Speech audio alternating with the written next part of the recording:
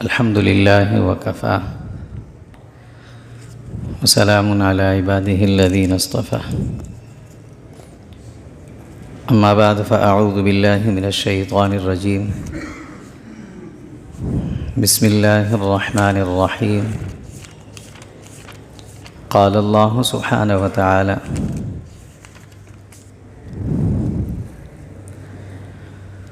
يا أيها الذين آمنوا اتقوا الله حق تقاته ولا تموتن إلا وأنتم مسلمون واعتصموا بحبل الله جميعا ولا تفرقوا واذكروا نعمة الله عليكم إذ كنتم أعداء فألف بين قلوبكم فأصبحتم بنعمته إخوانا وكنتم على شفا حفرة من النار فأنقذكم منها صدق الله مولانا العظيم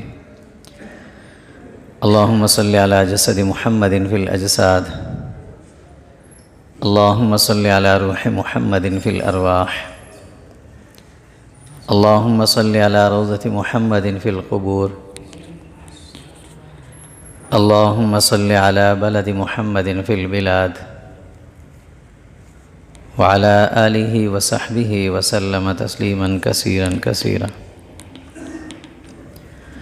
اللهم انفعنا بما علمتنا وعلمنا ما ينفعنا وزدنا علما سبحانك لا علم لنا إلا ما علمتنا إنك أنت العليم الحكيم اللهم رب اشرح لي صدري ويسر لي أمري واحلل عقدة من لساني يفقه قولي يا أيها الذين آمنوا اے ایمان والو اتقوا اللہ حق تقاتی اللہ سے ایسے ڈرو جیسے ڈرنے کا حق ہے ولا تموتن الا وانتم مسلمون اور یہ یاد رکھنا کہ موت تک اس پر استقامت رکھنا جب دنیا سے جاؤ تو ایمان اور اسلام کی حالت میں جاؤ واعتصموا بحبل اللہ جمیعا اللہ تعالیٰ کی رسی کو مضبوطی سے تھام لو ولا تفرقوا آپس میں افتراق نہ پیدا کرو واذکروا نعمت اللہ علیکم اللہ کی اس نعمت کو یاد کرو جو اللہ نے تم پر کی اذ کنتم اعداء جب تم آپس میں دشمن تھے فألف بین قلوبکم اللہ نے تمہارے دلوں کے اندر محبتیں پیدا کی فاصبحتم بنعمتہ اخوانا تم اللہ کے فضل سے آپس میں بھائی بن گئے وکنتم علی شفا حفرۃ من النار اور تم بالکل جہنم کے گھڑے کے کنارے پہنچ گئے تھے فَأَنْقَذَكُم مِّنْهَا اللہ نے تمہیں اس سے بچایا۔ ساری دنیا کے جو مسلمان ہیں یا ساری دنیا کے انسان ہیں اس بات پر سب متفق ہیں کہ انسانوں کا اور بالخصوص مسلمانوں کا آپس میں اتفاق اور اتحاد یہ ضروری ہے، بلکہ یہ محمود اور مطلوب بھی ہے اللہ کو کہ مسلمان آپس میں کم سے کم متحد رہیں۔ دنیا کا ہر مسلمان اس بات کو مانتا ہے، اور ساری دنیا کے جو اہل عقل ہیں چاہے وہ اسلام سے تعلق رکھتے ہوں یا نہ رکھتے ہوں وہ اس بات کو مانتے بھی ہیں، اقرار بھی کرتے ہیں کہ آپس کا لڑنا جھگڑے لڑائی یہ بالکل بھی اچھی چیز نہیں، اچھا عمل نہیں ہے، اچھا کام نہیں، بلکہ ایک نقصان دہ ہے، انسانیت کے لیے یہ نقصان دہ ہے۔ دنیا کی جتنی بھی جماعتیں بنی آج تک، بڑی پارٹی ہیں چھوٹی ہیں، اتحاد کی بات ہر ایک کرتی ہے، یہ بات تو پکی ہے، ہر جماعت یہ بات کرتی ہے کہ آپس میں اکٹھے رہو، متحد رہو، ایک ساتھ رہو، یہ منشور ہر ایک کا ہے۔ لیکن اس کے باوجود بھی دیکھا جائے تو انسانوں میں بالخصوص مسلمانوں میں آپس کا افتراق اور انتشار بہت عروج پر ہے، ایک دوسرے سے الگ تھلگ ہیں، دور ہیں۔ آخر اس کی وجوہات کیا ہیں؟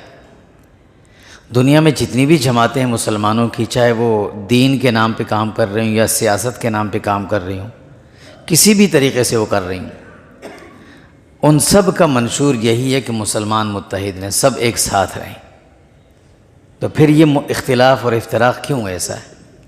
آپس میں مسلمان کیوں دست و گریبان ہیں، ایک دوسرے سے لڑ رہے ہیں، ایک دوسرے سے دور ہیں، نفرتیں عروج پر ہیں، محبتوں کے بالکل خاتمہ ہو چکا ہے، یہ ایسا کیوں ہے؟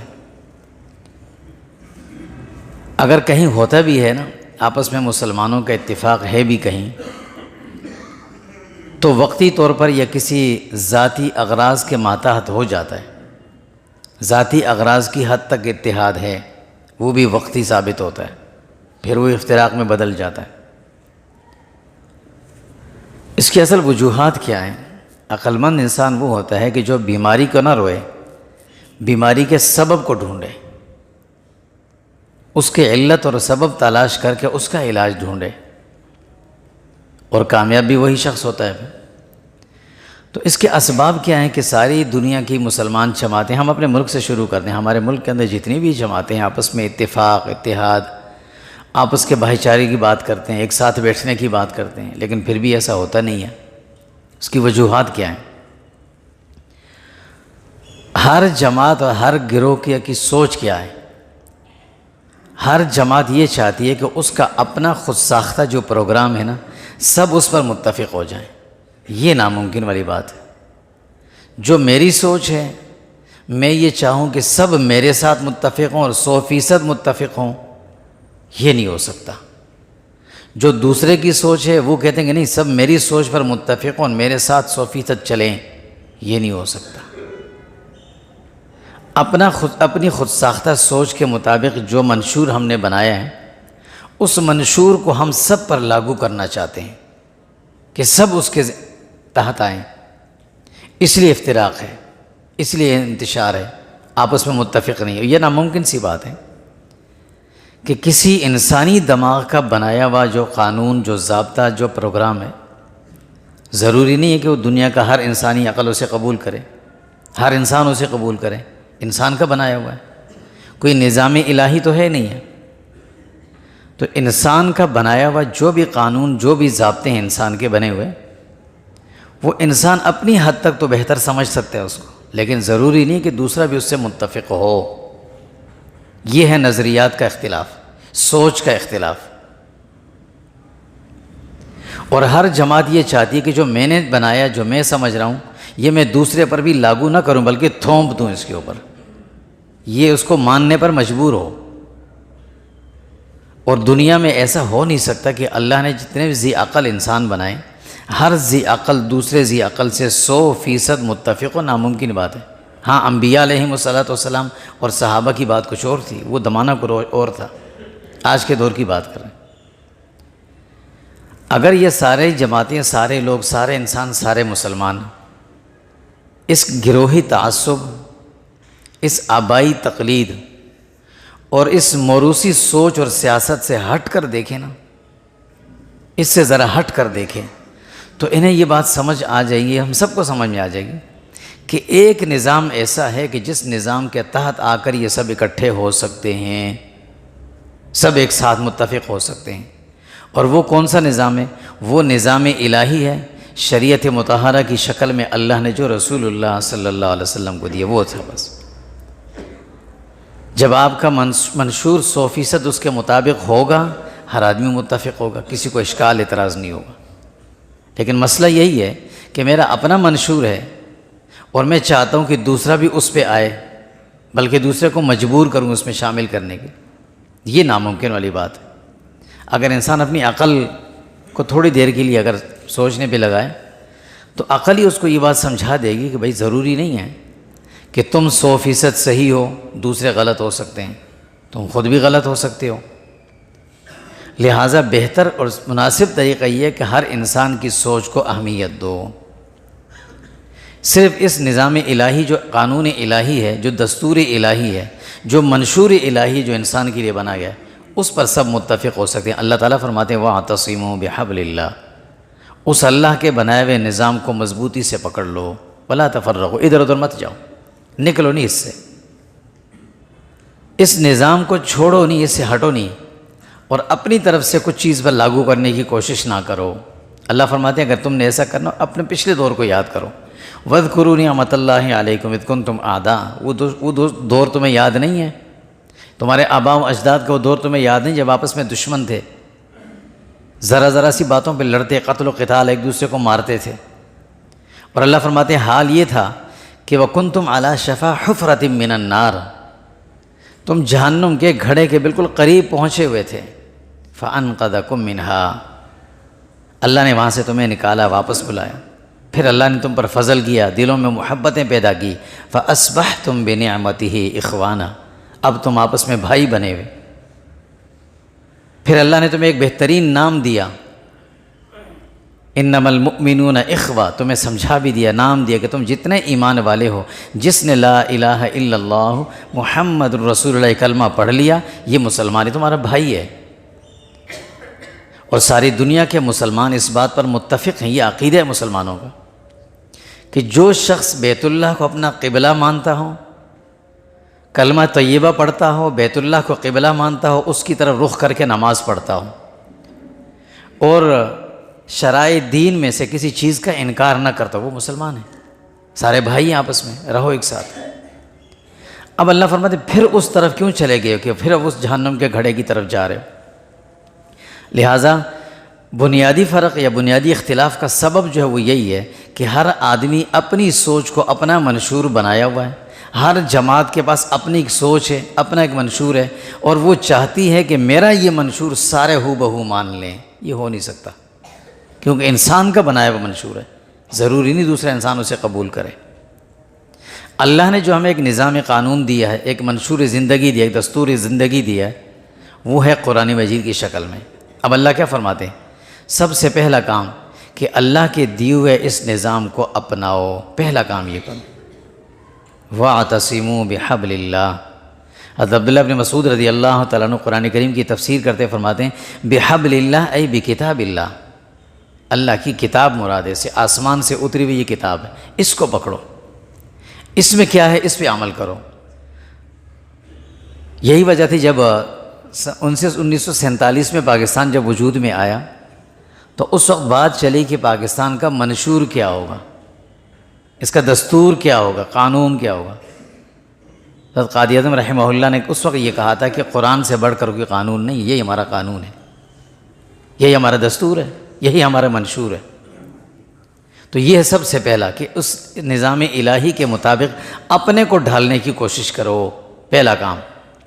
دوسرا کام یہ ہے، فرمایا دوسرا کام یہ کرنا کہ اس نظام الہی کو، جو نظام اللہ نے ہمیں دیا ہے، اس نظام الہی کو اپنے لیے میزان بنائیں، ترازو بنائیں، اور اس میں اپنے اعمال کو، اپنے اخلاق کو، اپنے کردار کو تولیں کہ آیا میں اس کے مطابق صحیح ہوں کہ یا نہیں ہوں. جیسے ہم کسی سے دکاندار سے کوئی چیز خریدنے جاتے ہیں، ٹھیلے والے سے خریدتے ہیں، تو جب وہ چیز ڈالنے لگتا ہے تو ہماری نظر اس کانٹے پہ ہوتی ہے کہ ادھر کا پلڑا جھک رہا ہے یا ادھر کا جھک رہا ہے، کون سا نیچے جا رہا ہے. ذرا سا بھی اونچا ہو میں قبول نہیں کرتا، وزن زیادہ ہو تو ٹھیک ہے، نہیں تو کم سے کم برابر پہ مشکل سے راضی ہوتا ہوں میں، برابر پہ راضی نہیں ہوتا. اور ذرا سا کم ہو تو میں اس پہ راضی نہیں ہوتا لینے پہ. اللہ کہتے ہیں اس نظام کے مطابق خود کو تول کے بھی تو دیکھو. اپنی ہر جماعت، جتنی بھی جماعتیں ہیں، وہ اس نظام کے مطابق اپنے آپ کو تول کے دیکھی کہ آیا تمہارا یہ بنایا ہوا منشور اس منشور الہی کے مطابق ہے، اس سے مطابقت رکھتا ہے یا نہیں رکھتا. اگر نہیں رکھتا تو پھر تم کیسے لوگوں سے کہو کہ جو ہم کہہ رہے ہیں تم بھی وہی کرو؟ کیسے کوئی مانے گا تمہاری بات؟ یہ ہو نہیں سکتا. یہ دوسرا اصول بتایا اللہ رب العزت نے، اور یہ بھی بتا دیا، ہر انسان کو یہ سمجھا بھی دی بات. تیسرا جو اصول اللہ نے سمجھایا وہ یہ کہ دنیا کے ہر انسان کو اپنی نظر میں اہمیت دو.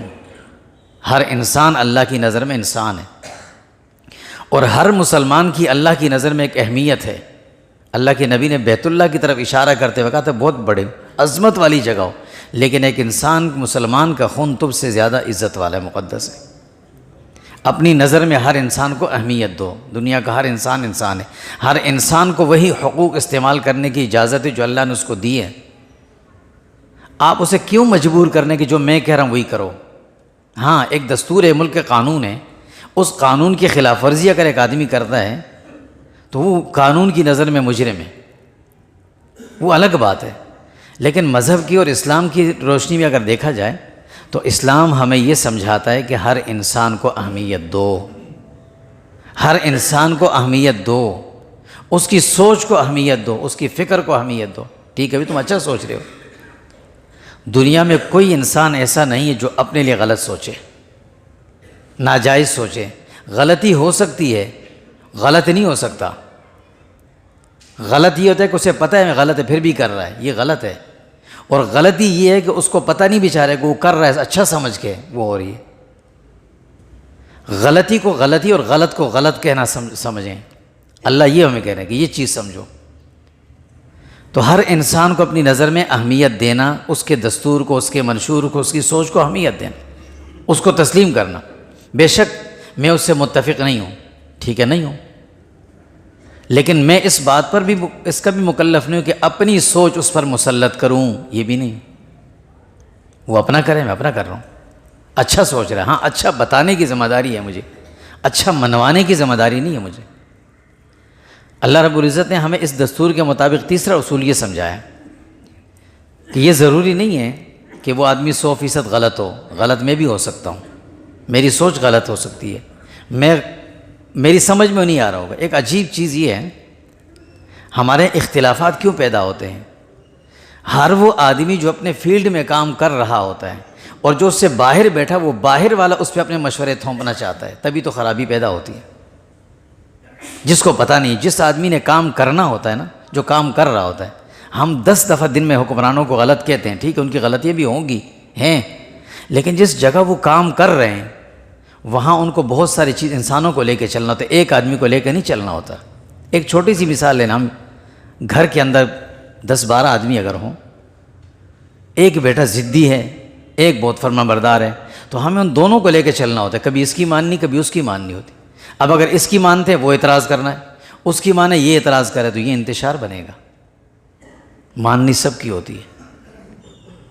اسی طریقے سے اجتماعی معاملات کے اندر سب کو ساتھ لے کر چلنا ہوتا ہے۔ تو تیسری چیز ہمیں اللہ رب العزت نے یہ سمجھائی۔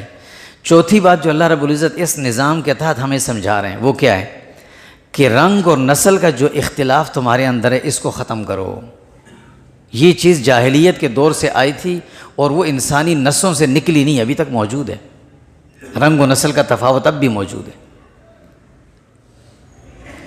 یہ تفاوت ختم کرو۔ اللہ کے نبی صلی اللہ علیہ وسلم حجۃ الوداع کا خطبہ ارشاد فرما رہے تھے، اور یہ خطبہ وہ تھا جو پورے آپ صلی اللہ علیہ وسلم کی حیات طیبہ کے جتنی بھی تعلیمات اس کا مجموعہ تھا، اور یہ ایک منشور کی شکل میں اللہ کے نبی صحابہ کو دے رہے تھے۔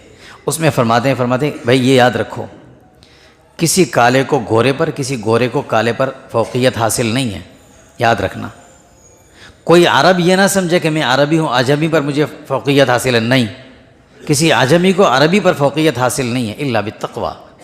ہاں جس کے دل میں تقوی ہے، پرہیزگاری ہے، خوف الہی ہے، وہ آدمی تقوی والا، اس کا درجہ اللہ کے نزدیک ان اکرمکم عند اللہ اتقاکم، وہ تو اللہ نے بنایا، اور وہ ظاہر نظر نہیں آتا، وہ دل کی بات ہے، وہ اللہ کے نظر میں ہے۔ باقی اپنے اندر سے یہ تفاوت نکال دو، رنگ و نسل کی تمیز، یہ فلاں ہے یہ فلاں ہے۔ اس تفریق نے بھی بہت بڑے انتشار بنا دی ہمارے اندر، ملکوں کی سرحدیں متعین ہو گئیں، اس کے بعد جا کر پھر صوبائی سرحدیں متعین ہو گئیں، صوبائیت کا تعصب پیدا ہوا، پھر لسانیت آئی اس کے اندر، پھر رنگ و نسل، یہ بہت ساری چیزیں اس کے اندر آ گئیں۔ جس چیز کو ہم کہتے ہیں نا، ہم دنیا کے سب سے یعنی انسانیت کی روح جس کو تعلیم کہتے ہیں، علم، اس علم کے اندر ہی یہ تعصب موجود ہے۔ یہ گورنمنٹ کے اسکول کا ہے، یہ پرائیویٹ اسکول کا ہے، یہ پھر فلاں اس بڑے اسکول کا ہے، یہ چھوٹے اسکول کا ہے۔ جس تعلیم میں یہ چیز شامل کر دی جائے، وہ تعلیم آگے چل کر جن لوگوں کو جہاں بٹھائے گی، وہ فرق وہاں بھی نظر آئے گا۔ تو یہ رنگ و نسل کا تعصب، بڑے اونچے کا چھوٹے بڑے کا، یہ ختم، سب برابر ہے، سب اللہ کی نظر میں۔ اللہ فرماتے ہیں اس قانون الہی کے مطابق اپنے آپ کو تول کے دیکھو، آیا تم صحیح ہو یا نہیں۔ پھر چھٹی بات اللہ سبحانہ و تعالیٰ جو اس قانون کے تحت ہمیں سمجھا رہے ہیں وہ کیا ہے؟ پانچویں بات وہ یہ ہے کہ آپ اپنا اختلاف ضرور رکھیں۔ اختلاف رائے یا عقل مندی کی نشانی ہے۔ پھر کسی سے اگر کوئی آدمی کسی بات پر اختلاف رکھتا ہے تو اس اختلاف رائے کا اچھے الفاظ میں اظہار کرنا، یہ ہے اللہ سبحانہ و تعالیٰ قرآن مجید میں اس بات کی اجازت بھی ہمیں دیتے ہیں، اور اجازت بھی ہے کہ تم اگر اپنی اختلاف رائے کرو کسی کے ساتھ تو رکھو، لیکن اختلاف رائے کو اختلاف تعصب کا سبب نہ بناؤ، اتنا آگے لے کر نہ جاؤ۔ ادعو الی سبیل ربک بالحکمہ والموعظۃ الحسنہ، فرمایا اللہ کے دین کی طرف لوگوں کو جب دعوت دو کسی کی بات کی بڑی حکمت سے، سمجھداری سے اور اچھے الفاظ کا چناؤ کر کے، یہ بڑی کمزوری ہے۔ والموعظۃ الحسنہ، الفاظ کا چناؤ کر کے، کسی پر تنقید کی نیت سے نہیں، تبلیغ کی نیت سے، فساد کی نیت سے نہیں، اصلاح کی نیت سے، کسی کی غلطی کو غلطی اس شخص پہ تنقید کر کے ابھار کر نہیں، اس سے بھول تصور کر کے، بھول گیا ہوگا یہ شخص، بھول تصور کر کے، اس سے بھول ہو گئی، غلطی ہو گئی، ناسمجھی ہو گئی۔ فرمایا وَجَادِلْهُمْ بِالَّتِي هِيَ أَحْسَنُ، یہ آخری جملہ سمجھا، اگر تمہیں کسی سے اپنے اختلاف رائے رکھتے ہو اور وہ تم سے اس پر بحث و مباحثہ کرتے تو کھل کے کرو، بِالَّتِي هِيَ أَحْسَنُ، اچھے طریقے سے کرو، لیکن اسے حسد، بغض، دشمنی اور قتل و قتال کی حد تک لے کر نہ جاؤ، ورنہ پھر ایک عجیب کیفیت دنیا کے اندر پیدا ہوگی کہ مسلمان کا نام لے کر دوسرے مسلمان کو مارے گا، مرنے والا بھی کہے گا میں مسلمان ہوں، مارنے والا بھی کہے گا میں مسلمان ہوں، اپنے آپ کو دونوں مسلمان کہیں گے، لیکن دوسرے کو یہ بھی کافر ہے اور میں بھی یہ بھی، وہ کہے گا یہ کافر، وہ کہے گا یہ کافر ہے۔ اسلام کی نظر میں جس شخص نے کلمہ طیبہ پڑھ لیا، جس نے بیت اللہ کو اپنا قبلہ مان لیا، جس نے رسول اللہ کی شریعت کو مان لیا، قرآن کریم کی حقانیت کو تسلیم کر لیا، اس کو مانتا ہے، بعث بعد الموت پہ یقین رکھتا ہے، وہ مسلمان ہے۔ اب وہ چاہے کوئی بھی عمل کرے، عقیدہ اس کا مسلمان والا ہے تو مسلمان ہے، اس کو اہمیت دو۔ اختلاف رائے ہمارے ہاں جو ہے، اختلاف رائے وہ اختلاف ذات تک چلی جاتی ہے، اور پھر ذاتیات اس میں شامل ہو جاتی ہے، اور جب ذاتیات شامل ہوتی ہیں تو پھر یہ نقصان ہوتا ہے۔ تو پانچویں بات اللہ رب العزت نے یہ ہمیں سمجھائی اس قانون کے تحت کہ آپ اختلاف رائے رکھیں، لیکن اس اختلاف رائے کو دشمنی کی حد تک نہ لے کر جائیں۔ ہم دیکھتے ہیں فقہا کا آپس میں اختلاف مسائل میں ہوتا ہے، اس سے بڑا فائدہ ہوتا ہے، ایک مسئلے میں اختلاف ہو، اس کے ضمن میں کئی مسائل حل ہو جاتے ہیں، یہ ایسا ہو، یہ ایسا ہے، دلائل کی روشنی میں حل ہو گیا۔ لیکن اس اختلاف، فقہی اختلاف، اس مسلکی اختلاف کو مذہبی اور نفرت والے اختلاف تو نہیں بنایا، اتنا دور تک کیوں لے کر جا رہے ہیں۔ اور چھٹی بات اللہ سبحانہ و تعالیٰ جو ہمیں سمجھا رہے ہیں وہ کیا ہے؟ فرمایا کہ ہر مسلمان کو اس بات کا حق، بلکہ اس پر لازم ہے کہ وہ دوسرے مسلمان کے جذبات کا بھی خیال رکھے۔ مجھے اگر ایک چیز سے لگاؤ ہے، جذبات کی حد تک ہے، تو میں اس دوسرے کو یہ حق حاصل نہیں کہ اس میں مداخلت کرے، مجھے تیش دلائے، نہیں ہے۔ ہر مسلمان کے جذبات کا احترام رکھنا، کسی کو کسی سے لگاؤ ہے، کسی کا کسی کی طرف جھکاؤ ہے، اصولی دین میں سے وہ نہیں ہے، فروعات میں سے ہے۔ اصول دین یعنی عقائد سے کوئی تعلق نہیں ہے اس کا، عقیدے سے ہٹ کرے۔ اگر کسی ایک کی طرف کسی کا جھکاؤ ہے، کسی کے لگاؤ ہے، تو آپ اسے کرنے دیں، اس پہ اس کے جذبات کا خیال رکھیں، ٹھیک ہے۔ اگر آپ اس کو مانتے نہیں ہیں تو خاموش رہیں۔ آپ کا بولنا کوئی دین کی عبادت تو نہیں ہے، کوئی خدمت تو نہیں ہے دین کی کہ ضروری ہے کہ آپ اس پر تنقید کریں۔ اللہ سبحانہ وتعالیٰ فرماتے ہیں وَلَا تَسُبُّوا الَّذِينَ يَدْعُونَ مِن دُونِ اللَّهِ فَيَسُبُّوا اللَّهَ عَدْوًا بِغَيْرِ عِلْمٍ، وہ لوگ جو تمہارے سامنے غیر اللہ کے سامنے پوج رہے ہیں، جھک رہے ہیں، سجدہ کر رہے ہیں، اس وقت ان کے سامنے ان کے بت کو گالی بھی نہ دو، اس کے جذبات کا خیال رکھو۔ ٹھیک ہے بت پرستی کر رہا ہے، اس کے سامنے کھڑے ہو کر بت کو گالی نہ دو۔ وَلَا تَسُبُّوا، کیوں؟ اس کا جذبات اس کے ساتھ کا لگاؤ ہے۔ اب نتیجہ کیا ہوگا؟ فَيَسُبُّ اللَّهَ عَدْوًا بِغَيْرِ عِلْمٍ، اس بیچارے کو علم نہیں ہے، وہ تمہارے معبود کو گالی دینا شروع کر دے گا۔ تم جب اس کے معبود کو برا کہو گے، تمہارے معبود کو برا کہے گا۔ لہٰذا اپنے جذبات کو، اپنے خیالات کو اپنی ذات تک محدود رکھنا چاہیے، دوسروں پر مسلط بھی نہیں کرنا چاہیے، اور دوسروں کے جذبات کو بھڑکانے والے کام بھی نہیں کرنے چاہیے۔ اعلاناً کھڑے ہو کر کسی کے خلاف توہین آمیز کلمات کہنا، یہ کون اس پر ثواب ملے گا؟ ایک مجھے یقین ہے، میں یقین سے کہتا ہوں، سارے مسلمانوں کا یقین ہے، ابو جہل کافر تھا، فرعون کافر تھا، چلو مان لے، فرعون کافر تھا، نمرود، ساری دنیا متفق ہے، کوئی نہیں کہے گا کہ یہ مسلمان تھا۔ لیکن میں کھڑے ہو کر چیختا رہوں کہ یہ کافر تھا، یہ کافر تھا، مجھے کوئی ثواب ملے گا؟ کچھ نہیں ملے گا۔ اللہ کہیں گے وہ تو سب کو پتا کافر، تم نے کیا کیا وہ دفعہ۔ ہاں، اب ایک آدمی کو اگر بالفرض ایک آدمی کو اگر فرعون سے وہ ہے محبت ہے بالفرض کہہ دیتے ہیں، اس کے سامنے کھڑے ہو کر فرعون کو میں گالی دوں گا تو وہ کیا کہے گا؟ یہ ہے اسلام کہتا ہے تمہارا اپنا مذہب، تمہارا اپنا دینی جھکاؤ، تمہارا اپنا رجحان جس کے ساتھ بھی ہے، اعلاناً کھڑے ہو کر کسی کے خلاف اس طرح نہ کرنا، اس سے دوسروں کے جذبات کو نقصان پہنچتا ہے اور اس سے بڑا فساد پھیلتا ہے۔ ہم کہتے ہیں نا کہ اسلحہ جمع کرا دو، اس سے فساد ہوا ہے۔ اسلحے سے بڑھ کر فساد تو اس اسلحے نے کیا جو جیب میں رکھا ہوا ہے، اس نے کیا ہے، اس نے نہیں کیا۔ اس پہ ہر ایرے غیرے اٹھتا ہے اور کھڑے ہو کر کوئی نہ کوئی ویڈیو بنا کے چھوڑ دیتا ہے، کسی کو گالی دے دیتا ہے، تو دوسرا پھر اس کے جواب میں پھر گالیاں دیتا ہے۔ اور اللہ معاف کرے، اس حال تک پہنچ گئے کہ جس قوم کے اندر، جس قوم میں عورت کا احترام اتنا تھا کہ قاتل کی گھر سے اگر کوئی عورت مقتول کے گھر میں آ جاتی تھی، بزرگ بیٹھے میں بات کو سمجھ دیں گے، تو مقتول والے اس کو چادر پہنا کر واپس بھیجاتے کہ اس کو چادر دو، عورت میرے گھر میں آئی ہے، میں نے معاف کر دیا سب کو، اتنا احترام تھا۔ اب وہ ماں بہنوں کا نام لے لے کر ایک دوسرے کو موبائل پہ گالیاں دیتے ہیں۔ آج یہ کوئی دین تو نہ رہا نا، ایک کہتا ہے میں بھی مسلمان، دوسرا کہتے ہیں بے، اور نام لے لے کر گالیاں دیتے ہیں۔ جس طرح اس اسلحے کی پابندی کی بات ہو نا، اس طرح اس موبائل پہ پابندی لگنی چاہیے، اور جو جہاں سے غلط کوئی بات اٹھے اس کے خلاف سخت سزا ہونی چاہیے، اس کی بھی، اسے بھی سزا دینی چاہیے، کوئی بھی کرے۔ ایک دوسرے کے جذباتوں کو بھڑکانے کا اور غلط چیز کو بیج ڈالنے کا، فتنہ پھیلانے کا سبب یہ بن رہے ہیں۔ موبائل نہیں بن رہا، موبائل کا قصور نہیں ہے۔ گاڑی بیچاری راستے میں کتنے لوگوں کو بچی، ٹرک نے مار دیا، کیا ہوا جی؟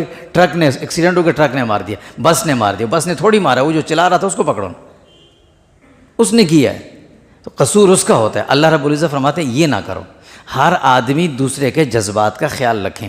اگر مجھے کسی سے تعلق ہے، نسبت ہے میری ان سے، مجھے ان سے محبت ہے، لگاؤ ہے، تو میں ٹھیک ہے اس کا اپنے لگاؤ کا اظہار کروں، لیکن اس لگاؤ اور اس تعلق کے ضمن میں جا کر کسی دوسرے پر تنقید کروں، یہ نہ اللہ کو پسند ہے، نہ اللہ کا قانون ہے، نہ اللہ کے نبی کی اجازت ہے، نہ اسلام کا طریقہ ہے۔ یہ کفریہ طریقہ اور دشمنان دین کا طریقہ ہے جو ہم کر رہے ہیں۔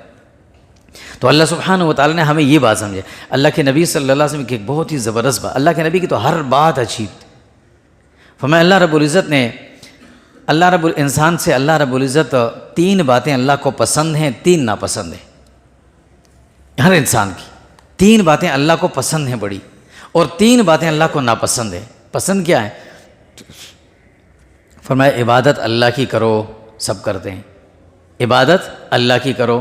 نمبر 2، کتاب اللہ کو مضبوطی سے پکڑ لو، پڑھو بھی، سمجھو بھی، عمل بھی کرو، عقیدہ، اعمال، عبادات اس کے مطابق بناؤ۔ تیسرا، اولو الامر کی اطاعت کرو۔ اولو الامر جس کو آپ نے اپنا دینی یا دنیاوی جس لحاظ سے اپنا امیر، سربراہ مملکت منتخب کر لیا، اب آپ اس کی ہر وہ بات مانو جو شریعت اور اسلام کے خلاف نہیں ہے۔ ہاں جہاں فتنہ فساد بنتے اب خاموش ہو جاؤ، نہ مانو، لیکن یہ کہ اس کی ہر بات مانو، جو کہے اس پہ عمل کرو۔ قانون زندگی دنیا کے دستور نے اس کے منتخب کیا تو اس کو مانو۔ 2-3 چیزیں اللہ کے نبی فرماتے ہیں تمہیں اللہ رب العزت تمہارے لیے ناپسند کرتے ہیں، پسند نہیں اللہ کو۔ وہ کیا ہے؟ فرمایا قیل و قال کرنا، ہر بات پہ قیل، بھئی یہ ایسا کیوں ہے، یہ ایسا کیوں ہے، یہ اس طرح کیوں ہوا، یہ کیوں ہوا۔ سب یہ جتنا قیل و قال ہوتی ہے ہماری نہ سمجھی کی وجہ سے ہوتا ہے، جس چیز کو ہم نہیں سمجھتے اس پہ قیل و قال۔ ایک ہوتا ہے سمجھنے کے لیے سوال کرنا، فاسألوا اہل الذکر ان کنتم لا تعلمون۔ اللہ تعالیٰ کہتے ہیں جو چیز تمہاری سمجھ میں نہیں آتی سمجھدار آدمی سے پوچھ کے کرو، لیکن لا تسألوا عن اشیاء، فضول کے سوالات نہ کیا کرو، ادھر ادھر کے سوال، ایک سے سوال، یہ کیوں ایسا ہے، وہ ایسا کیوں کیا، یہ ایسا کیوں کر رہا ہے، یہ اعتراضات یہ نہ ہو۔ فرمایا قیل و قال۔ نمبر 2، کثرت سوال، مانگنا، بھیک، فرمایا یہ نہ کرو، مجبوری اپنی جگہ، لیکن یہ نہ کرو کہ معاشرے کو بھیکاری نہ بناؤ۔ ہم کہتے ہیں ہم بڑا اچھا کام کر رہے ہیں، لوگوں کو کھانا کھلا رہے ہیں، ہم کھانا تو کھلا رہے ہیں لیکن ہم نے ایک بہت بڑے طبقے کو بھیکاری بنا دیا۔ وہ کچھ بھی نہیں کرتے، سوئے رہتے ہیں، کھانے کے ٹائم ان کو پتہ ہے فلاں جگہ مفت کھانا مل رہا ہے، اور وہاں جا کر لائن میں کھڑے ہو کر ٹھیک ٹھاک صحت مند وہ بھی لگ گئے اس کام پر۔ کہ اللہ کے نبی نے اس کام کو پسند کیا تھا؟ ایک صحابی آتے ہیں یا رسول اللہ میں بھوک